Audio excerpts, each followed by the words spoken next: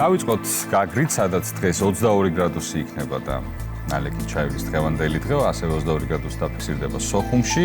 რაც შეეხება ზუგდიდს, აქ 20 გრადუსამდე დათბება ტემპერატურა. გადავიდეთ მესტიაში, 15 გრადუსზე წვიმიან ამინდს ელოდებიან სინოპტიკოსები, ფოთში 20 გრადუსი აქაც წვიმს. ბათუმშიც ნალექი ჩაივლის დღე და ასევე 20 გრადუსი დაფიქსირდება. ოზურგეთში +19, აქაც წვიმაა გამოცხადებული.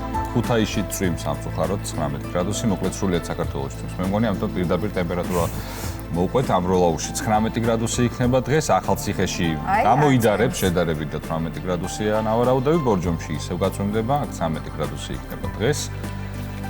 რაც შეეხება ბაკურიანს 12 გრადუსი და ასევე ნალექი ჩაივლის დღე, გორში +21, თუმცა სამწუხაროდ გორში წვიმს, ცხინვალში 18 გრადუსი, ასევე ნალექია მოსაოდნელი, სტეფანწმინდა +13 და სამწუხაროდ სტეფანწმინდაშიც გაწვიმდება.